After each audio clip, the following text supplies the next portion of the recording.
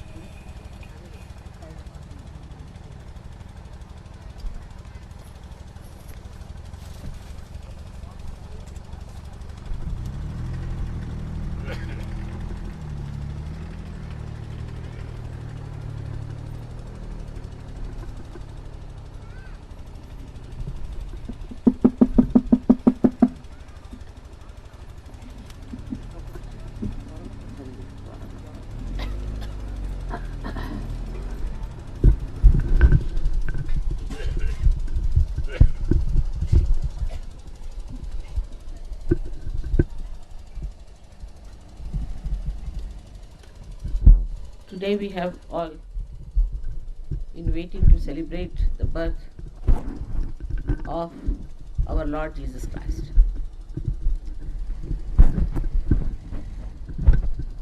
It's so much significant that we are in a place here, the same type of a hut Jesus had when he was born. And the wind was blowing from all sides, and it was difficult to keep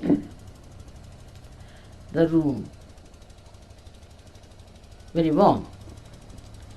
Though, if it is correct, he was not born in the month of December. In a warmer month, not so very cold, maybe this much as you see. So maybe that the climate of today is quite significant with the climate that he must have felt. As for you people, you don't feel any discomfort in this climate, nor in these surroundings nor in the Spartan living. He never felt any discomfort, nor his mother. When our attention is on our spirit, then we do not feel the discomfort of nature or of worldly things. This is the first sign when a Sahaja Yogi starts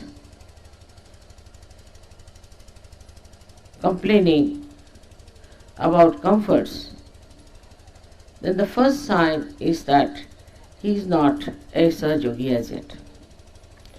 To begin with, you just get absolutely acclimatized with the climate and enjoy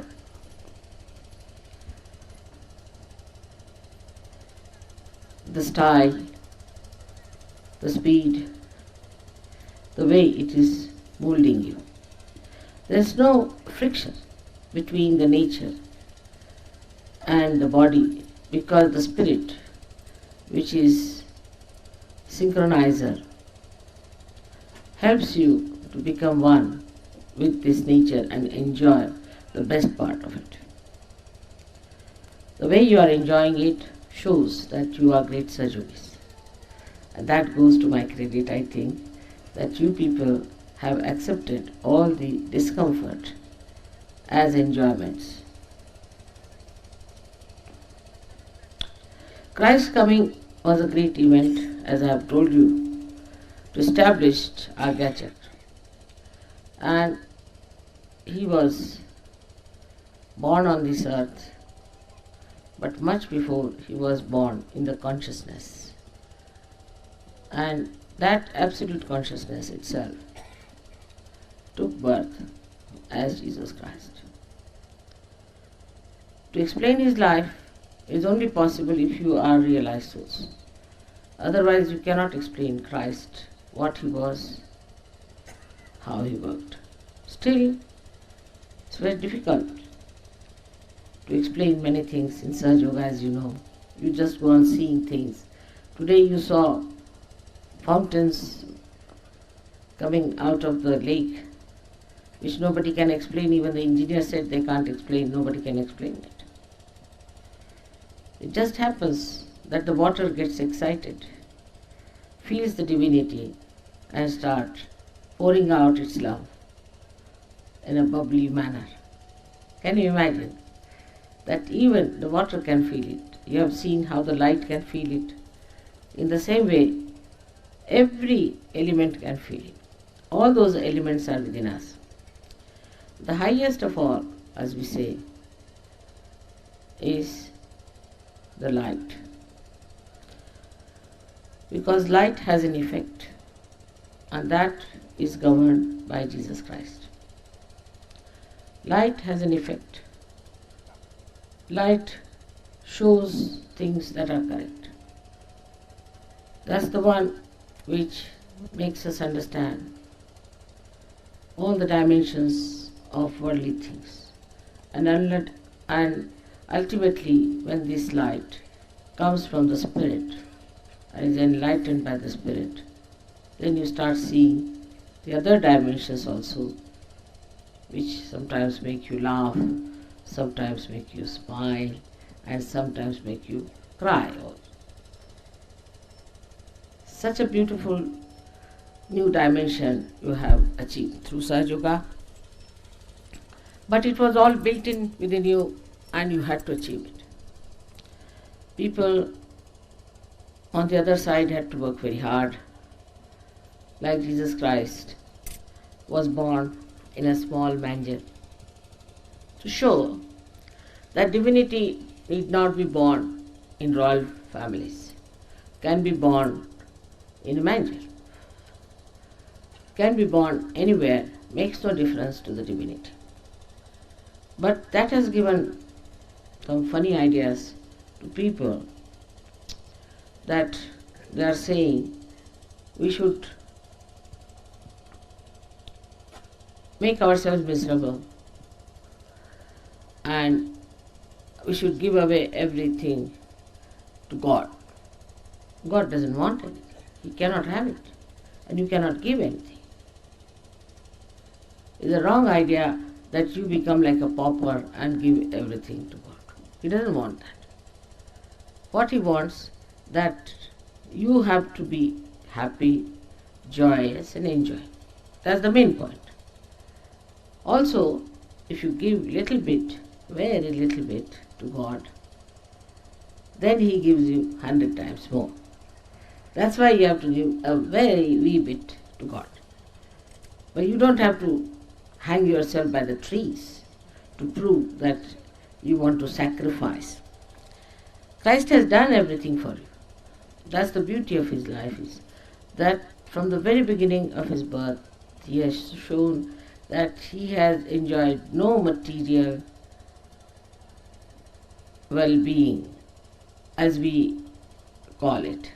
He has not enjoyed any worldly things as we know of. But that just means that He has done that for us to see that there is no need for us to hanker after worldly things. They will hanker after us. You don't have to worry about these things. What you have to worry is the spirit, the main thing. All his life, which was very short, I should say, he has been trying, he was very much interested in evaluating people, because he didn't know what sort of things these human beings are. He was a foreigner for these human beings. So he tried to evaluate, and in that evaluation he said many things which are very remarkable and one has to understand. One of the things he said, that don't throw your pearls before people who do not want to understand you. For Sahaja Yogis, it is important to understand that you should not talk about Sahaja Yoga to people who are anti-God. Now he may be your brother, maybe your sister, maybe your father, maybe anyone. There is no need to convince them about Sahaja Yoga, because they are not your relations. Many people have only this worry, how to convince my husband or how to convince my brother. There is no need at all for you to work it out. Just give them up on this point. The another thing he has told us, which is very important, I think, that we must forgive. He has given the greatest weapon, that we must forgive. Now it's such a practical thing to forgive. If you just forgive, the person doesn't exist anymore, and the person doesn't trouble you anymore, nor is he in your attention. Just to forgive is the simplest thing to do and the highest thing to do to get relief from worldly or mental tortures that we get. His life has been a story of spirituality, going through all kinds of turmoils and tortures, all types of troubles that the spirit can go through, to show that nobody can kill that spirit. As he said in the Gita, Nainam chidanti shastrani, nainam dahati pavaka, na chainam kledayantyapo, na shosayati maruta. It cannot be killed, it's an eternal life. And he tried to prove through his life the eternity. From the beginning to the end, he showed that spirit is above matter, that nothing can dominate spirit. It's a very big thing he has done for us, is to create such a big confidence in our spirit. He has proved it beyond doubt. I hope you people will understand and will not bother me or bother yourself with small petty things here and there. It's nothing important. Ask for bigger things, eternal things, valuable things. Also, I'm very happy that you like this place and you are enjoying yourself here very much. And today we have declared so many marriages. There have been so many events in this short time. So I would like to bless you all for this Christmas Eve, and I wish you all a very happy Christmas and happy New Year. आज मी मुद्दामून इंग्लिशमध्ये बोलले, पण तुम्हाला सगळ्या पुणेकरांना English येत आहे, तर जास्त काय त्याचा खुलासा करून सांगायला नको. पण ह्या लोकांना आज क्रिसमसच्या दिवशी काहीतरी ख्रिस्ताबद्दल सांगावं म्हणून मी सांगितलेलं आहे. आता आपल्या संस्कारांमुळे आपल्याला ख्रिस्ताची फारशी माहिती नाही आहे, पण ते बरोबर नाही. आपण त्याची माहिती करून घेतली पाहिजे आणि ती माहिती करून घ्यायला पाहिजे, कारण तो आज्ञाचक्रावर बसलेला आहे. आज्ञाचक्रावर बसलेल्या ख्रिस्ताला जर आपण जाणलं नाही तर आपण गणेशाला जाणलं नाही, कारण गणेश हाच ख्रिस्त आहे. तेव्हा गणेशाने येऊन जगामध्ये काय कार्य केलं, त्यांनी अवतरण घेऊन काय काय कमाल केली, त्यांनी काय आपल्यासाठी केलं आहे, त्याचं जे काही कार्य आहे किंवा त्याचा जो प्रादुर्भाव आहे तो आपल्याला ख्रिस्ताच्या जीवनात मिळतो. नुसतं गणपती गणपती करून बसतो, गणपती बसला, गणपती हे ते, पण गणपती म्हणजे काय, करतो तरी काय आपल्यामध्ये, त्याचे काय गुण आहेत, तो शुभकरी आहे, तो अमुक आहे, त्याने कसं शुभ केलं, त्याचं जे काही कार्य होतं ते ख्रिस्ताच्या आयुष्यामध्ये आपल्याला दिसतं. म्हणून सर्व लोकांनी ख्रिस्ताचं आयुष्य चरित्र वाचून काढलं पाहिजे आणि विचारणा केली पाहिजे. आता हे जे मागचे संस्कार आहेत त्याप्रमाणे आपण वागून चालत आहे. जसे इकडे हे लोक सगळे ख्रिस्ती धर्मात आलेले आहेत, त्यांनी आपल्याकडचे सर्व अवतरण कोणचे होते, त्यांनी काय काय कार्य केले ह्याबद्दल माहिती करून घेतली आणि कधी कधी तर त्यांची माहिती आपल्यापेक्षाही जास्त आहे. तेव्हा आपणही ख्रिस्ताबद्दल, मोहम्मदबद्दल, तर इतर जे मोठमोठाले सद्गुरू झाले त्यांच्याबद्दल माहिती करून घेतली पाहिजे. त्याला कारण असं आहे की उद्या तुम्हाला गुरुपद मिळालं, तुम्ही ब्रह्मनिष्ठ असला, तुम्हाला जरी ब्रह्म काय ते कळलं, पण जर तुम्हाला उद्या कोणाशी बोलायचं असलं तर तुमच्याजवळ हे ज्ञान असायला पाहिजे की तुम्ही प्रत्येकाबद्दल उघडून स्पष्टपणे समजावून सांगाल आणि गोष्टीचं निरूपण करू शकाल. जर ही माहिती तुम्ही आज मिळवली नाही तर ह्या आजच्या आधुनिक कालामध्ये सहयोग पसरणार नाही. सहयोग हा आधुनिक काळात आलेला आहे. यावेळेला सगळ्यांना सगळ्यांची माहिती झालेली आहे. सगळ्यांना कोण कोण लोक मोठमोठे झाले ते सगळं माहीत आहे. आपण एकेका विहिरीत आता नाही आहोत, मोठ्या अथांग सागरात आल्यामुळे सगळ्यांनी सगळी माहिती, सगळ्या जातीच्या लोकांची, सगळ्या देशाच्या लोकांची, सगळ्या धर्माच्या लोकांची माहिती आपण करून घेतली पाहिजे. त्यांचं कुठे चुकलं, आपलं कुठे चुकलं हे समजावून घेतलं पाहिजे. तेव्हाच आपण खरे सहयोगी आणि सद्गुरू होऊ शकता. त्यासाठी थोडासा तरी अभ्यास करावा लागेल आणि सर्वांनी तो मनपूर्वक अभ्यास करावा असं मी सांगते. सगळ्यांना माझा अनंत आशीर्वाद आहे. आज आपण बहुतेक पूजा जी आहे ती गायनानेच करूया. तर ते पाय घेऊया गणपती यांनी. मी पूर्वी सांगितलेलंच आहे की ख्रिस्ताची आई राधा म्हणजे महालक्ष्मी होती आणि महालक्ष्मी असून सुद्धा तिने इतकं शांतपणाने सगळं काही सहन केलं आणि जशा रीतीने वागली ते फक्त एवढ्यासाठी ख्रिस्ताचं जे काही उदाहरण होतं ते अगदी पूर्णपणे जमलं पाहिजे. कोणत्या तऱ्हेची त्याच्यामध्ये अशी खोट आली नाही पाहिजे की लोकांनी म्हटलं पाहिजे की त्याच्या आईमुळे असा दोष लागला.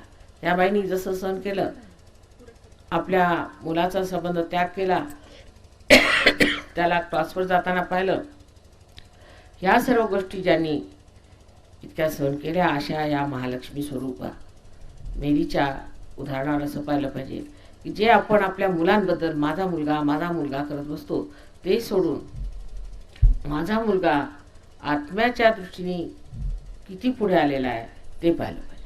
आत्म्यामध्ये त्याचा किती लाभ झालेला आहे हे पाहिलं पाहिजे. आपण सर्व आता सहयोगी झालो आणि सहयोगामध्ये येऊन आपण पुष्कळ कमवलं आहे. हे काढा. आणि मुलांना देण्याचं काय आहे आपल्यामध्ये, धूर धूर काढून टाका. मुलांना देण्यासारखं आपल्यामध्ये काय आहे ते पाहायला पाहिजे. आणि ते देण्यासारखं एकच आहे म्हणजे आत्म्याचं ज्ञान.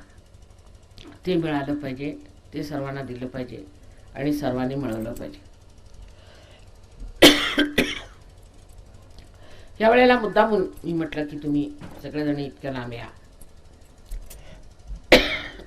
माझी कारण इतक्या लांब आल्यावर आपल्या लक्षात येईल की किती काबाड कष्ट करत लोक चालतात राहतात. आपल्याला काय लहान लहान गोष्टीची तसदी लागते आणि आपण थोडासाही त्याग करायला तयार होत नाही. प्रत्येक गोष्टीमध्ये आपल्याला अगदी गुंजारून सांगावं लागतं, असं करा तसं करा. अशा रीतीने तुम्ही सहयोगामध्ये कसे पारंगत व्हाल आणि पुढे वाढा. जरासे सुद्धा त्याग करायला मंडळी तयार होत नाही, हे बरोबर नाही. आणि पुणे तळांबद्दल सारखं मला ऐकायला मिळतं की इथले लोक अगदी फुकटखोर आहेत, ते कधीच एक पैसा काढणार नाही. जोपर्यंत तुम्ही आपली प्रवृत्ती बदलणार नाही तोपर्यंत हे पुणेकर कसे बदलणार. तुम्हीच त्यांचे पुढारी आहात, तुम्हीच त्यांचे उदाहरणार्थ म्हणजे उदाहरण आहे, त्यांनी की लोक बघतील की ही लोक काहीतरी विशेष आहे. आणि तुमच्यामध्ये जर ह्याप्रमाणे पैशाबद्दल ह्याच्याबद्दल त्याच्याबद्दल एवढी तळमळ पाहिली तर ते लोक म्हणतील की सहयोग करून फायदा काय, सगळे आमच्यातलेच आहेत. दुसरं म्हणजे वारंवार मी म्हटलेलं आहे की आपल्यामध्ये भाऊबंदकी हा एक शाख आहे. आणि ते मी परत बघते, पैशाला धरूनच भाऊबंदकी करतात की हे पैसे कुठे गेले, इतका कशाला खर्च केला, हे काय झालं ते काय झालं, सगळी भांडणं पैशाला घेऊन करायची. असं मला मोठं आश्चर्य वाटतं. तुमच्यासाठी आम्ही सगळं करायला तयार आहोत, पण फुकटात घ्यायचं म्हणजे आत्मसन्मान माणसाला पाहिजे. माताजींनी खर्च करायचा आमच्या खाण्यापिण्याचा हे काय ठीक नाही. वर्षभराला तुम्ही जर थोडेसे जरी पैसे एकत्र केले तरी सहज होऊ शकतं. तशी मंडळी खर्च करतातच आणि आम्ही करतोच, पण बरं दिसत नाही. आत्मसन्मानाला धरून नाही. आताही तुम्ही खोटी खेडेगावात गेला तर परवा आता नारायणगावला मी गेले, ते लोकांनी लगेच स्वयंपाक बिपाक करून ठेवलेला, तर आम्हाला बसवलं, सगळं दिलं. त्यात काही पैसे पाहिजेत वगैरे असं काय म्हटलं, आदरात इतकेच. तेव्हा आज 4 पाहुणे आपल्या घरी आले, तर त्यांच्याकडे आपलं कसं लक्ष असलं पाहिजे. सहयोगांमध्ये विशेष करू मोठं आश्चर्य वाटतं की अजून भाऊबंदकी त्याचा शाप दिसत नसतो. लहान लहान गोष्टीसाठी लोक भांडणं करतात, त्यांचं हे झालं त्यांचं ते झालं. किंवा समजा एखाद्या लीडरला म्हटलं की तू बाबा आता हा लीडर झाला तर तो लीडर नाही, त्याचं भांडणार. त्याला म्हटलं की हा माणसाला व्हायब्रेशन्स नाही, त्याला सध्या बंद करा, तर ते भांडणार. म्हणजे प्रत्येक गोष्टीमध्ये एक भांडकुदळपणा. म्हणजे लग्नात सुद्धा आपल्याकडे इतकी भांडणं आपण करतो. म्हणजे जेव्हा लग्नासारख्या शुभस्थळी आपण हे करतो तर आपल्याला असं वाटतं कुठेही भांडणं केली तरी भांडण करणं हे काय वाईट नाही, हे फार वाईट, परमेश्वराच्या दृष्टीने फार चुकीचं आहे आणि ते केलं नाही पाहिजे. त्याबद्दल ख्रिस्तानी एक शब्द वापरला, मर्मरिंग सोल्स. जे लोक मागे काहीतरी बोलत असतात सारखं, ह्यांना काहीतरी बोलायचं त्यांना काहीतरी बोलायचं, इकडून तिकडे लावालावी करायची, अत्यंत क्षुल्लक आणि क्षुद्र गोष्टी आहेत. आणि तुमच्या पुण्याला आम्ही पुण्यपट्टणम म्हणतो, पुण्याला सगळी पुण्याही आणलेली आहे म्हणतो, सगळं काय म्हणतो, आणि तेवढं करून मग हे अशी परिस्थिती आहे, ते पाहून फार वाटतं. आणि पुढच्या वर्षी अगदी सगळ्यांनी जोमाने प्रयत्न करायचा. इथली मुलं सुद्धा एवढी शाणी आहेत, अहो त्यांनी सुद्धा लहान फुलं आणखीन आपले पैसे जमा करून सगळ्यांना दिलं. माझा ती जीव भरून आला. किती चांगली मुलं आहेत ही तुमचीच मुलं आहेत ना. मग मोठ्यांना काय होत आहे, मोठ्यांशी का वागतं. थोडं तरी हृदय उघडून काम केलं पाहिजे सहयोगात. काही तुमच्यावरती बोजा नाही सहयोगाचा, काही तुमच्याकडनं आम्ही घेत नाही, काही आमचं तुमचं आम्हाला नको आहे. कितीतरी तुम्हा लोकांना आम्ही दिलेलं आहे, म्हणजे वस्तू मात्रात, नुसतं वस्तू मात्रात पाहिलं तर किती दिलेलं आहे. पण तरीसुद्धा ह्या अशा रीतीच्या गोष्टी ऐकायला आल्या म्हणजे मला फार दुःख होतं. तेव्हा तुम्ही आपल्या आत्म्याला परत क्रुसावर टांगू नका. परत पुनर्जन्म झाला आजच्या दिवशी असं समजून आता आम्ही खुल्या दिलान राहू असं ठेवायचं. आणि मानापानाने राहिलं पाहिजे, आत्मसन्मानाने राहिलं पाहिजे. एवढं कृपा करून तुम्ही लक्षात ठेवा. आजच्या या शुभ दिवशी मला परत म्हणावं लागतं, कारण पुण्याला आता तुमची परत माझी कधी भेट होईल मला सांगता येत नाही. तेव्हा कृपा करून याबद्दल तुम्ही काळजी घ्यावी, तसं वागू नये, नाहीतर सगळे एका बरोबरच खाली जाते. आजच्या या दिवशी सगळ्यांनी एकतरी व्रतनिश्चय ठरवलं पाहिजे की ज्या ख्रिस्तानी आपलं आयुष्याचं बलिदान दिलं. तिथे आम्ही जर त्याला आमचा मोठा भाऊ मानलेला आहे, तर आम्ही काय केलं पाहिजे, आमच्या हातून काय झालं पाहिजे. आम्ही इतकं सहयोगात मिळवलेलं आहे, आता आम्ही सहयोगात काय केलं पाहिजे. काही तुमच्याकडनं पैसे म्हणजे मागतच नाही आम्ही, पण खाण्यापिण्याचे आणि वाहतुकीचे सुद्धा तुम्ही पैसे द्यायला तयार नसला तर कसं करणार. त्याबरोबर भांडाभांडी करता. पुढच्या वेळेला असं झालं नाही पाहिजे. मला लोकांनी सांगितलं की जसंच आम्ही वाहतुकीचे आणि खाण्यापिण्याचे पैसे मागितले तसेच कुणीसुद्धा हात वर केला नाही. 40-45 रुपये जर तुम्ही काढू शकत नसले, एवढी जर भिकार दशा असली, तर तुम्ही सहयोगात राहिलं नाही पाहिजे. आमच्यावरच बोजा पाडणार म्हणजे सगळ्या भिकाऱ्यांना पाळण्याचा आम्ही काही धंदा घेतलेला नाही. जर एवढी परिस्थिती असली तर मुळीच सहयोगात राहू नये. ज्या लोकांना इतकंही जमत नाही, मनुष्य ज्यांना फुकट खायचं, इथे काही खैरात वगैरे नाही. आणि ह्या गोष्टी वाहवत जातात कधी कधी इतक्या की त्या जर तुम्ही सांगितल्या नाही तर त्या रोखल्या जात नाहीत. आणि तुमचे लीडर सुद्धा थकून म्हणतात आम्हाला नको रे बाबा आता. त्यामुळे एक तफावत येऊन गेलेली आहे. आणि लोक असं समजतात की हे लीडर लोक आम्हाला जे आहेत ते त्रास देत आहेत आणि माताजींजवळ जाऊ शकत नाहीत वगैरे. ह्या सर्व गोष्टी सोडून टाकल्या. आता आम्ही सगळे एक झालेले आहोत. आम्हाला सहयोगासाठी आजपर्यंत आम्ही काही केलं नाही. गांधीजींच्या वेळेला मला आठवतं माझ्या आईने तिच्या स्वतःच्या हाताच्या बांगड्या दिल्या, गोट दिले, पाटल्या दिल्या, सगळं सगळं सगळं घरातनं देऊन दिलं ती. आणि आजकाल लोकांना 4 पैसे काढता येते. म्हणजे इतकी दुर्दशा आहे का तुमची? तशी मुळीच नाही. ही मंडळी इतक्या लांबून इथे येतात, तितकीच मंडळी तुम्ही इथे आलेल्या आहात. त्यावरही तुमच्यावर काही खर्चाचा बोजा नाही. ते शोभतं का? पुण्याच्या सर्व लोकांना सांगा की माताजींनी सांगितलं की प्रत्येक पुण्याच्या सहयोगाला आजच्या ह्याला कार्यक्रमाला कसे करून उभं राहायला पाहिजे. कारण हिमालयावरती सुद्धा लोक जातात देवाकडे. मग का हा हिमालय नाही आहे? तुम्हाला काय एवढं तुडवायला नव्हतं, सगळी व्यवस्था केलेलीच होती. पण तरी सुद्धा जेवढे लोक तिथे आले होते तितके काही आज आले नाहीत. आणि पुण्यात झालं तर आम्ही येऊ नाही तर येणार नाही, हे असं करणाऱ्या लोकांना कधीही पैशाची त्यांची स्थिती ठीक होणार नाही. आणि आता गणपतीपुळ्याला सुद्धा व्यवस्थित यावं, पुष्कळाने यावं. काही त्याच्यामध्ये एवढा खर्च नाही आहे. मी सगळं बरोबर करून ठेवलेला आहे. जितका जरुरी लागेल तेवढा, फक्त जेवढा खाण्यापिण्याचा असेल तेवढा, त्या पलीकडे काय नाही. वर्षात 1 वेळा. आणि इतकी काय तुमची दुर्दशा नाही आहे. 2 पैसे जर जोडून ठेवले तर तुम्ही वर्षाला थोडे पैसे एकत्र करू शकता. असंच एखादा असलं तर आम्ही करू शकतो त्यांची व्यवस्था. पण प्रत्येक जणांनी जर असाच हिया घेतला तर पुण्याहून कुणी जाणार नाही. खेडेगावात मात्र वेगळं आहे. खेडेगावात कधीच हा प्रश्न उभा राहत नाही. शहरात येऊनच आम्हाला प्रत्येक गोष्ट पाहिजे. सिनेमा रोज पाहायलाच पाहिजे, हे झालंच पाहिजे. हातात आमच्या बांगड्या असल्याच पाहिजेत, कोट असलेच पाहिजेत, पाटल्या असल्याच पाहिजेत, हे असलंच पाहिजे. मग आम्ही देवाला गेलो किंवा नाही गेलो, पूजेला गेलो किंवा नाही गेलो, ते एवढं मात्र पाहिजेच. पाहिजे म्हणजे पाहिजेच. जेवायला भरपूर पाहिजे, जेवायला अमकं पाहिजे, तमकं पाहिजे. ह्या सर्व गोष्टींकडे आपलं जास्त लक्ष आहे, देवाकडे कमी. मग आमची का प्रगती होत नाही ते लक्षात आणलं पाहिजे.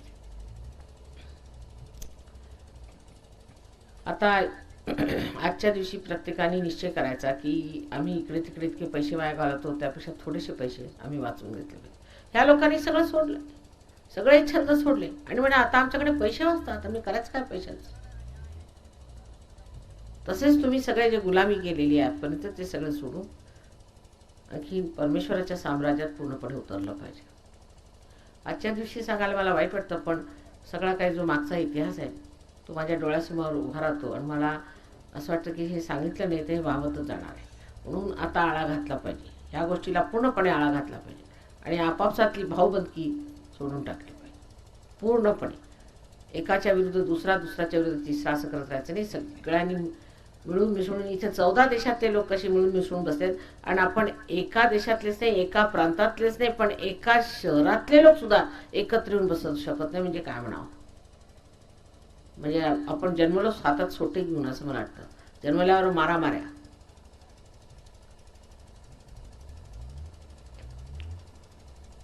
इतकं आहे पुण्यामध्ये, पुष्कळशा सुंदर गोष्टी आहेत, पुष्कळशे सहयोगी जे तरुण सहयोगी आहेत फार सुंदर आहेत, त्यांच्या मुली फार छान आहेत, सगळ्यांचं इतकं मला कौतुक वाटतं, सगळं इतकं प्रेमळ आहे सगळं काही. पण जे मोठे सहयोगी आहेत त्यांच्यामध्ये जराशी अजून मेहनत पाहिजे. तर कृपा करून आजच्या दिवशी सगळ्यांनी व्रत घेतलं पाहिजे की आम्ही सहयोगी आहोत आणि आम्ही सहयोगाच्या मार्गात आलेलो आहोत आणि ह्याच्यात अग्रसर होण्यासाठी जे जे करावं लागेल ते आम्ही करू असं व्रत घ्या. म्हणजे परमेश्वर सर्वांची मदत करणार आहे. परमेश्वर तुम्हा सर्वांवर आशीर्वाद पाठवो.